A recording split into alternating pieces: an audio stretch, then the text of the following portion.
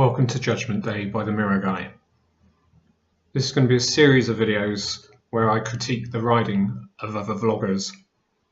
Vloggers who are very keen to criticise other road users, yet are unwilling to accept their part in some of this behaviour. I hope you enjoy.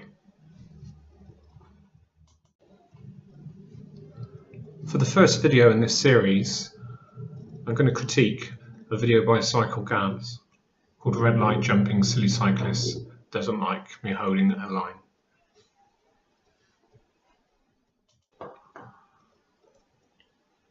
At the start of Gaz's video, he complains about the other cyclists jumping the lines.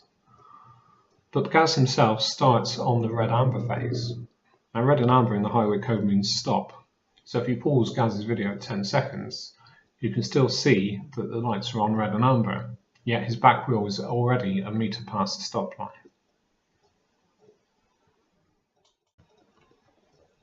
So Gaz is now pulled away from the line, and the other cyclist is clearly visible.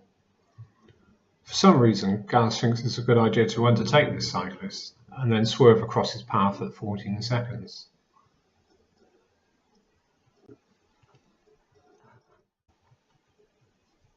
I don't confess to knowing why Gaz feels the need to take such action. It could be that Gaz is upset with the actions of the other cyclists jumping the lines. Rule 147 of the Highway Code has good advice for situations like this. Rule 147 says, do not allow yourself to become agitated or involved if someone is behaving badly on the road. This will only make the situation worse. Pull over, calm down, and when you feel relaxed, continue your journey.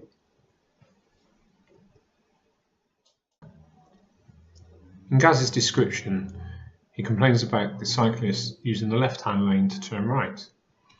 Yet if you pause the video at 16 seconds, you can see Gaz change from the left-hand York Road into the right-hand Waterloo Bridge Road.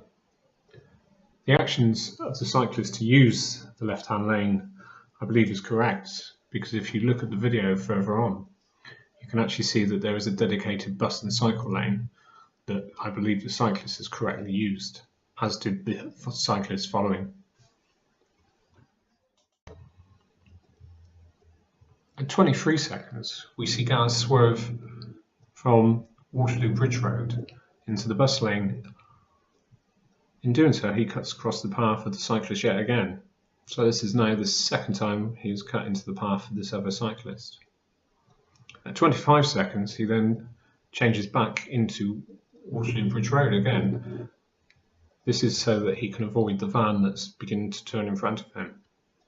Gaz believes that this is unavoidable, yet when someone pulls in front of you, you can actually slow down. You don't need to swerve around them.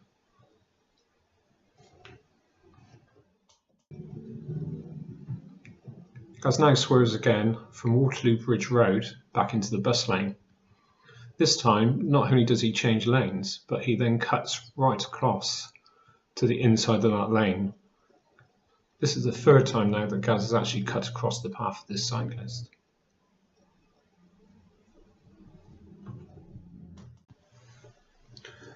So the court now has to come to a conclusion. We've concluded that the first cyclist jumped the set of traffic lights. Subsequently, we have also concluded that Gaz also jumped the set of traffic lights by proceeding on red and amber.